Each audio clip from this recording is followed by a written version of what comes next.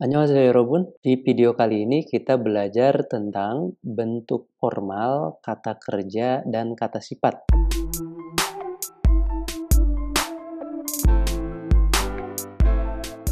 Nah, untuk kata kerja dan kata sifat dalam bahasa Korea, ini selalu berakhiran da. Dan untuk membedakan antara kata benda dengan kata kerja atau kata sifat, ini kata kerja atau kata sifat, kata dasarnya selalu berakhiran da. Contoh misalkan kata kerja, gada, ya, pergi, gada, pergi, lalu oda, oda, datang, lalu ilhada, ya, ilhada, bekerja. Ini kata dasarnya untuk kata kerja. Contoh lain kata sifat, bisada, bisada, mahal, yepeda, ya, yepeda, cantik, lalu bapeda, sibuk, bapeda, sibuk. Nah, untuk merubah dari kata dasar ya, kata dasar, kata kerja atau kata sifat ke bentuk formal, untuk kata kerja atau kata sifat berakhiran vokal ditambahkan momo biepnida. Lalu, untuk kata kerja atau kata sifat berakhiran konsonan ditambahkan momo semnida. Untuk kata kerja berakhiran vokal momo biepnida, lalu untuk kata kerja berakhiran konsonan momo semnida. Contoh ya, gada. Gada. Gada, da-nya dihilangkan, maka tinggal ga ya. Ga berakhiran vokal, maka ditambahkan biepnida jadi gamnida. Contoh untuk yang berakhiran konsonan, contoh mokda. Ya, mokda. Nah, ini da-nya dihilangkan, lalu tinggal mok ya. Mok berakhiran konsonan, maka ditambahkan semnida, jadi mok semnida. Contoh lain, ilhada. Ya, ilhada bekerja, ilhada. Seperti biasa, da-nya dihilangkan, maka tinggal ilha ya. Ilha berakhiran vokal, maka ditambahkan biepnida, jadi ilham nida ya. Ilham nida. Nah, contoh lain yang berakhiran konsonan, contoh batta. Ya, batta menerima. Da-nya dihilangkan, tinggal bat ya. Berakhiran konsonan, maka ditambahkan semnida jadi bat semnida. Contoh lain untuk kata sifat bisada, mahal ya. Da-nya dihilangkan. Nah, bisa. Bisa ini berakhiran vokal maka ditambahkan biepnida jadi bisam nida ya. Artinya mahal. Lalu contoh untuk kata sifat berakhiran konsonan, contohnya cokta ya. Cokta sedikit, da-nya dihilangkan, maka tinggal cok ya. Cok ditambahkan semnida, maka menjadi cok semnida.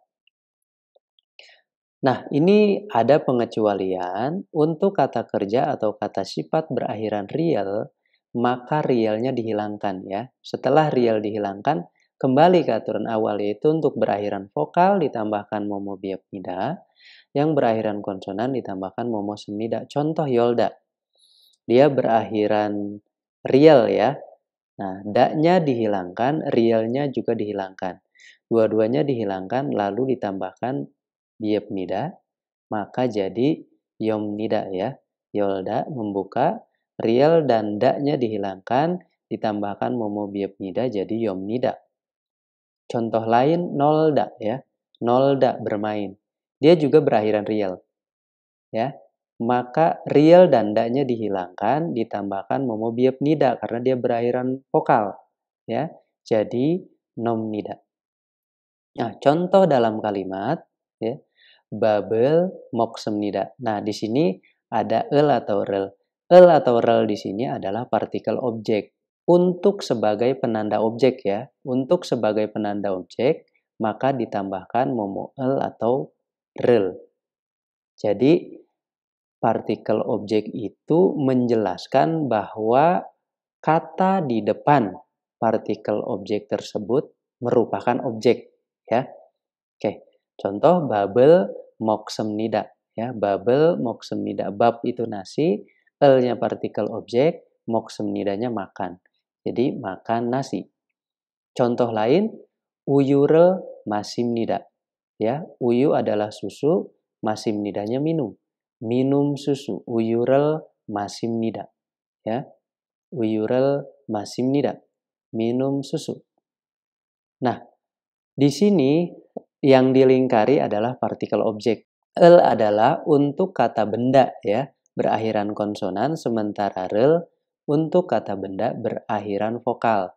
Bab, dia berakhiran konsonal maka jadi babel ya. Babel moksem nida, makan nasi. Lalu uyu berakhiran vokal maka ditambahkan rel. Uyurel masim nida ya, minum susu. Contoh lain dalam kalimat 저는 babel 먹습니다 ya. 저는 babel 먹습니다. Saya makan nasi ya. Co itu saya, bab itu nasi. Nah, 먹습니다nya makan. Jadi saya makan nasi ya. En atau nen di sini adalah partikel topik ya. Dan el atau rel adalah partikel objek. Nen di sini adalah untuk kata benda berakhiran vokal ya. Kata benda berakhiran konsonan maka digunakan en ya. En atau nen sudah saya jelaskan di video sebelumnya. Lalu babel moksemnida tadi saya sudah jelaskan bahwa el adalah partikel objek. Ya, 저는 babel moksemnida. Satu kalimat utuh ya, saya makan nasi. Nah, contoh lain 저는 우유를 마십니다 ya. 저는 우유를 마십니다. Saya minum susu ya. Nen sebagai partikel topik.